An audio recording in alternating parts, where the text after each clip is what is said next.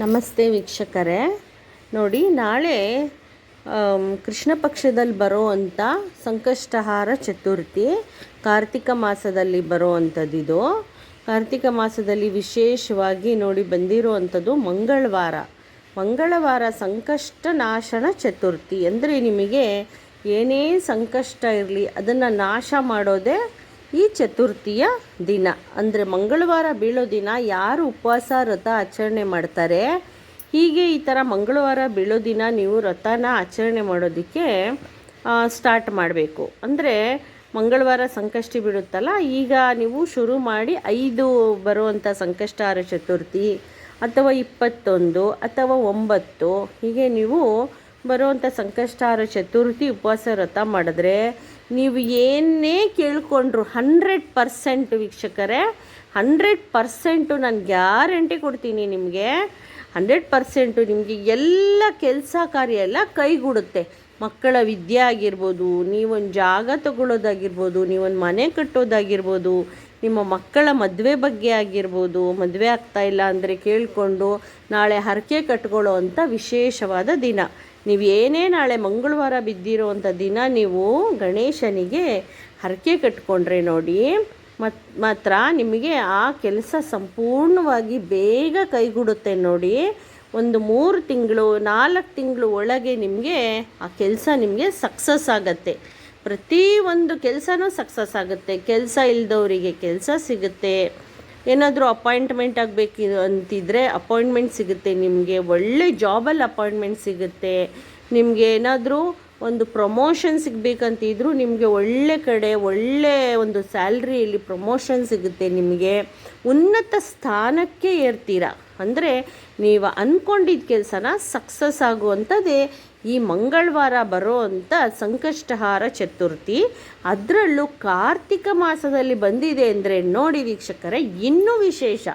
ಕಾರ್ತಿಕದಲ್ಲಿ ಏನೇ ಆದ್ರೂ ಅದು ಒಂದು ಹಬ್ಬ ಥರನೇ. ಇಡೀ ಮಾಸ ಫುಲ್ಲು ಕಾರ್ತಿಕ ಮಾಸ ಫುಲ್ಲು ವಿಶೇಷ ಹಬ್ಬದ ದಿನವೇ. ನಾಳೆ ನೋಡಿ, ಇವತ್ತು ಕಾರ್ತಿಕ್ ಸೋಮವಾರ, ಇವತ್ತು ದೀಪಾರಾಧನೆ ಎಲ್ಲ ಮಾಡಿರ್ತೀರ. ನಾಳೆ ಮಂಗಳವಾರ ಇರೋದ್ರಿಂದ ನಾಳೆನೂ ಯಥೇಚ್ಛವಾಗಿ ನೀವು ದೀಪಾರಾಧನೆ ಮಾಡಿ. ಎಷ್ಟು ಸಾಧ್ಯ ಆಗುತ್ತೋ ಅಷ್ಟು ದೀಪಾರಾಧನೆ ಮಾಡಿ.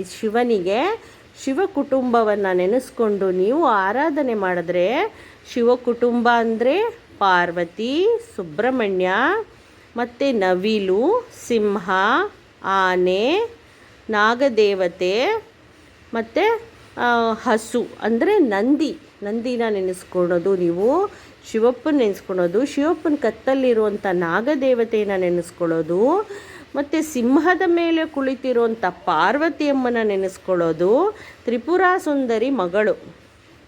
ಸುಂದರಿನ ನೆನೆಸ್ಕೊಂಡು ನೀವು ನಾಳೆ ಶಿವ ಕುಟುಂಬ ಅವ್ರನ್ನ ಎಲ್ಲ ನೆನೆಸ್ಕೊಂಡು ನೀವು ಸಂಕಷ್ಟಹಾರ ಚತುರ್ಥಿನ ಆಚರಣೆ ಮಾಡೋದರಿಂದ ನಿಮಗೆ ಶಿವ ಏನಂದರೆ ಬೋಲೆ ಬಾಬಾ.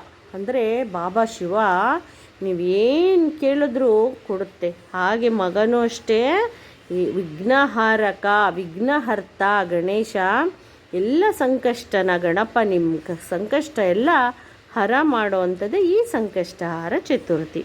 ನಾಳೆ ವಿಶೇಷವಾಗಿ ನೀವು ಗಣಪತಿನ ಫಸ್ಟು ಪೀಠದ ಮೇಲೆ ರೆಡಿ ಮಾಡ್ಕೋಬೇಕು. ಕೆಂಪು ಅಕ್ಷತೆ ಇಟ್ಟು ಪೀಠದ ಮೇಲೆ ಕೂಡಿಸಿ ಗಣಪತಿನ ಅಭಿಷೇಕ ಎಲ್ಲ ಮಾಡ್ಕೊಳ್ಳಿ. ಪಂಚಾಮೃತ ಅಭಿಷೇಕ ಮಾಡ್ಕೊಳ್ಳಿ ಗಣಪತಿಗೆ ಪ್ರಿಯವಾದ ಕೊಬ್ಬರಿ ಮತ್ತು ಬೆಲ್ಲ ಇಡಿ. ನೋಡಿ, ಗಣಪತಿ ಒಂದೇ ಮಾಡೋದಲ್ಲ, ಶಿವನೆಲ್ಲ ನೆನೆಸ್ಕೊಂಡು ಮತ್ತು ಚಂದ್ರದೇವನನ್ನು ಕೂಡ ನೆನೆಸ್ಕೊಂಡು ನೀವು ಚಂದ್ರದೇವನಿಗೆ ನೈವೇದ್ಯವನ್ನು ಅರ್ಪಣೆ ಮಾಡಬೇಕು. ಅಂದರೆ ಶಿವ ಪಾರ್ವತಿಯರನ್ನೆಲ್ಲ ನೆನೆಸ್ಕೊಂಡ್ರೆ, ಚಂದ್ರದೇವ ಅಂದರೆ ಶಿವಪ್ಪನೇ, ಶಿವನ ತಲೆಯಲ್ಲಿ ಧರಿಸಿದಂಥ ಚಂದ್ರದೇವನ ಕೂಡ ನೀವು ಫಸ್ಟು ಆರಾಧನೆ ಮಾಡ್ಕೊಳ್ಳಿ. ಗಣಪತಿನ ಆರಾಧನೆ ಮಾಡ್ಕೊಳ್ಳಿ. ನೈವೇದ್ಯ ಎಲ್ಲ ಸಕ್ಕರೆ, ಬೆಲ್ಲ, ಕೊಬ್ಬರಿ ಇದೆಲ್ಲ ಬೆಳಗ್ಗೆ ಇಡಿ. ನೀವು ಸಂಜೆಗೆ ನೀವು ವಿಶೇಷವಾದ ಒಂದು ನೈವೇದ್ಯವನ್ನು ರೆಡಿ ಮಾಡ್ಕೊಳ್ಳಿ. ಅಡುಗೆ ಏನಾದರೂ ಮಾಡಿಕೊಂಡು ನೀವು ಗಣಪತಿಗೆ ಸಂಜೆ ನೀವು ಬೆಳಗ್ಗೆ ಸ್ನಾನ ಮಾಡಿರ್ತೀರ ತಲೆಗೆ, ಸಂಜೆಗೆ ನೀವು ಬೆಳಗ್ಗೆಯಿಂದ ಎಲ್ಲ ಕೆಲಸ ಮಾಡಿರ್ತೀರ ಅಲ್ವಾ, ಅದರಿಂದ ಏನಾಗುತ್ತೆ ಅಂದರೆ ಉಪವಾಸ ಆಚರಣೆ ಮಾಡೋರು ಮಾಡಿ, ಆಗದೇ ಇದ್ದವರು ಬೇಡ. ಹುಷಾರಿರಲ್ಲ ಕೆಲವ್ರಿಗೆ, ಬಿ ಪಿ, ಶುಗರು, ಕೈಕಾಲು ನೋವೆಲ್ಲ ಇರುತ್ತೆ, ಇಂಥವ್ರು ಬೇಡ ಉಪವಾಸ ಮಾಡೋದು. ಅದು ದೇವರಿಗೆಲ್ಲ ಗೊತ್ತಿರುತ್ತೆ ಯಾರು ಮಾಡಬೇಕು ಉಪವಾಸ, ಅವ್ರ ಕೈಲಾಗೋದಿಲ್ಲ, ಅದೆಲ್ಲ ಭಗವಂತ ಶಿವನಿಗೆ ಗೊತ್ತಿರುತ್ತೆ. ಅದರಿಂದ ಸಾಧ್ಯವಾದವರು ಮಾತ್ರ ಉಪವಾಸ ಮಾಡಿ ಹಣ್ಣು ಹಂಪಲು ಅವಲಕ್ಕಿ ಎಲ್ಲ ತಿಂದ್ಕೊಂಡು ಮಾಡಿ. ಈಗ ಎಲ್ಲರಿಗೂ ಸ್ವಲ್ಪ ಹೆಲ್ತ್ ಪ್ರಾಬ್ಲಮ್ ಇರೋದು ಸಹಜ, ಅದರಿಂದ ಮತ್ತು ಮಕ್ಕಳು ಎಲ್ಲ ಉಪವಾಸ ಇರೋದು ಬೇಡ. ದೊಡ್ಡವರು ಉಪವಾಸ ಇರಲಿ, ಅದು ಕೈಲಾಗೋರು ಮಾತ್ರ ನೀವು ಕೇಳಿಕೊಂಡು ನಾಳೆ ಹರಕೆಯನ್ನು ಕಟ್ಕೊಳ್ಳಿ. ಹರಕೆ ಕಟ್ಟಬೇಕಾದ್ರೆ ನೀವು ಹರಕೆಯಲ್ಲಿ ಅಕ್ಕಿ, ₹1 ಕಾಯಿನು, ಉಂಡೆ ಅಡಕೆ, ಒಂದು ಎಲೆ, ಅರಿಶಿಣದ ಕೊಂಬು, ಇಷ್ಟು ಇಟ್ಬಿಟ್ಟು ಕಟ್ಬಿಟ್ಟು ನೀವು ನೋಡಿ. ನೀವು ಅಂದ್ಕೊಂಡಿದ್ದ ಕೆಲಸ ಸಕ್ಸಸ್ ಆಗಲಿಲ್ಲ ಅಂದರೆ ನನಗೆ ಕಮೆಂಟ್ ಮಾಡಿ, ಆಯಿತಾ ವೀಕ್ಷಕರೇ? ಖಂಡಿತವಾಗ್ಲೂ ಸಕ್ಸಸ್ ಆಗುತ್ತೆ. ನೀವು ಅಂದ್ಕೊಂಡಿದ್ದ ಕೆಲಸ ಏನು ಅಂದ್ಕೊತೀರೋ ಎಲ್ಲ ಆಗುತ್ತೆ. ಮಕ್ಕಳು ವಿದ್ಯಾಭ್ಯಾಸದಲ್ಲಿ ಉನ್ನತ ಇದಕ್ಕೆ ಹೋಗ್ತಾರೆ, ಅದು ಉನ್ನತ ಸ್ಥಾನಕ್ಕೆ ಹೋಗ್ತಾರೆ, ಚೆನ್ನಾಗಿ ಓದ್ತಾರೆ, ರ್ಯಾಂಕ್ ಬರ್ತಾರೆ. ಮತ್ತು ನೋಡಿ, ಇನ್ನೊಂದು ವಿಚಾರ ಹೇಳ್ತೀನಿ ನಾನು ಮುಖ್ಯವಾದದ್ದು. ಪ್ರತಿ ಬುಧವಾರ ಗಣಪನ ಆರಾಧನೆ ಮಾಡಬೇಕು ನೀವು ಮನೆಯಲ್ಲಿ. ವಿಷ್ಣು ಆರಾಧನೆ, ಗಣಪನ ಆರಾಧನೆ ಮಾಡಿಬಿಟ್ಟು ನೀವು ಬುಧವಾರ ದಿವಸ ನೀವು ಮನೆಯಲ್ಲಿ ತುಪ್ಪದ ಒಂದು ಆರತಿ ಮಾಡಬೇಕು ದೇವರಿಗೆ. ಯಾರ ಮನೆಯಲ್ಲಿ ತುಪ್ಪದ ಆರತಿ ಬುಧವಾರ ಮಾಡ್ತಾರೋ ಅಂಥವ್ರ ಮನೆಯಲ್ಲಿ ಮಕ್ಕಳಿಗೆ ಮೆಮೊರಿ ಪವರ್ ಜಾಸ್ತಿಯಾಗಿ ಇಂಟೆಲಿಜೆಂಟ್ ಆಗ್ತಾರೆ. ಯಾಕೆ ಅಂದರೆ ಬುಧನ ವಾರ ಗಣಪನ ವಾರ, ಅದರಿಂದ ಬುಧ ಬಂದುಬಿಟ್ಟು ಗಣಪನ ಒಂದು ಅಂದರೆ ಅಧಿಪತಿ ಕೂಡ. ಮತ್ತು ವಿಷ್ಣು ಅಂದರೆ ಜ್ಞಾನಕಾರಕ ವಿಷ್ಣು. ಅದರಿಂದ ಬುಧವಾರದ ದಿನ ನೀವು ತುಪ್ಪದ ದೀಪ ಹಚ್ಚೋದ್ರಿಂದ, ಆರತಿ ಮಾಡೋದ್ರಿಂದ ಮನೆಯಲ್ಲಿ ಆ ಒಂದು ತುಪ್ಪದ ಅರೋಮ ಎಲ್ಲ ಕಡೆ ಹರಡುತ್ತೆ. ಆದ್ದರಿಂದ ಮಕ್ಕಳ ಮೇಲೆ ಪರಿಣಾಮ ಬೀಳುತ್ತೆ ಆ ತುಪ್ಪದ ಆರತಿ ಮಾಡೋದ್ರಿಂದ. ನಾನು ಇದು ತುಂಬ ವರ್ಷದಿಂದ ಮಾಡ್ಕೊಂಡು ಬಂದಿರೋದ್ರಿಂದ ನಿಮ್ಗೆ ಹೇಳ್ತಾ ಇದ್ದೀನಿ ವೀಕ್ಷಕರೇ. ಈಗ ನನ್ನ ಮಕ್ಕಳು ಎಲ್ಲ ಚೆನ್ನಾಗಿ ಓದ್ತಾರೆ, ಎಲ್ಲ ತುಂಬ ಎಜುಕೇಷನ್ ಎಲ್ಲ ಚೆನ್ನಾಗಿದೆ ನನ್ನ ಮಕ್ಕಳಿಗೆ. ಮತ್ತು ನೋಡಿ, ನಿಮ್ಮ ಮನೇಲಿ ಯಾವುದೇ ರೀತಿ ಕಷ್ಟ ಕಾರ್ಪಣ್ಯಗಳು ಬರೋದಿಲ್ಲ. ಅದರಿಂದ ನೀವು ಈ ತುಪ್ಪದ ಆರತಿ ಮಾಡಿ ಮತ್ತು ಸಂಕಷ್ಟಹಾರ ಚತುರ್ಥಿ ವ್ರತ ಮಾಡೋದಕ್ಕೆ ಒಂದು 5 ವಾರ, 21 ವಾರ, 11 ವಾರ ಹೀಗೆ ಒಂದು ಕ್ರಮ ತಗೊಳ್ಳಿ. ಮಾಡೋದಕ್ಕೆ ಸಾಕಷ್ಟು ಬದಲಾವಣೆಗಳು ನಿಮ್ಮಲ್ಲಿ ಕಾಣಿಸುತ್ತೆ ನೋಡಿ. ಮತ್ತು ಒಂದು ಪೂರ್ಣವಾದ ತೆಂಗಿನಕಾಯಿ ಸಂಕಲ್ಪ ಮಾಡಿ ಇಟ್ಕೊಳ್ಳಿ. ನಿಮ್ಗೆ ಏನಾಗಬೇಕು ಅದು ಒಂದು ಸಂಕಲ್ಪ ಕೇಳಿ, ಒಂದು ಸಂಕಲ್ಪ ಇಟ್ಕೊಂಡು ನೀವು ಒಂದು ಪೂರ್ಣವಾದ ಕಾಯಿಯನ್ನು ಇಟ್ಬಿಟ್ಟು ಪ್ರತಿದಿನ ಅದಕ್ಕೆ ನೀವು ಪೂಜೆ ಮಾಡುವಾಗ ಊದುಗಡ್ಡಿಯ ಧೂಪ ತೋರಿಸಿ ನೀವು ಆರಾಧನೆ ಮಾಡಿಬಿಟ್ಟು ನಾಳೆ ನೋಡಿ ಗಣೇಶನಿಗೆ ವಿಶೇಷವಾಗಿ ಗಣೇಶನ ಸ್ತೋತ್ರ ಒಂದು ನಾನು ಇವಾಗ ಹೇಳ್ತೀನಿ. ಇದು ವಿಡಿಯೋಲಿ ಕೂಡ ನಾನು ಅಪ್ಲೋಡ್ ಮಾಡಿರ್ತೀನಿ ವೀಕ್ಷಕರೇ. ಈ ಸ್ತೋತ್ರನ ನೀವು ಪ್ರತಿದಿನ 16 ಸಲ ಹೇಳ್ಕೊಬೇಕು. ನಾಳೆನೂ 16 ಸಲ ಹೇಳ್ಕೊಳ್ಳಿ, ಪ್ರತಿದಿನ 16 ಸಲ ಹೇಳ್ಕೊಳ್ಳಿ. ಈ ಒಂದು ಸ್ತೋತ್ರನ ಪಾರಾಯಣ ಮಾಡೋದ್ರಿಂದ ನಿಮಗೆ ತುಂಬ ವಿಶೇಷವಾದ ಫಲ ಕೂಡ ಸಿಗುತ್ತೆ. ಮತ್ತು ಇದಕ್ಕೆ ನೈವೇದ್ಯ ನಾಳೆ ಪಂಚಕಜಾಯ ನೈವೇದ್ಯ ಮಾಡಬೇಕು. ಪಂಚಕಜಾಯ ಅಂತ. ಮತ್ತು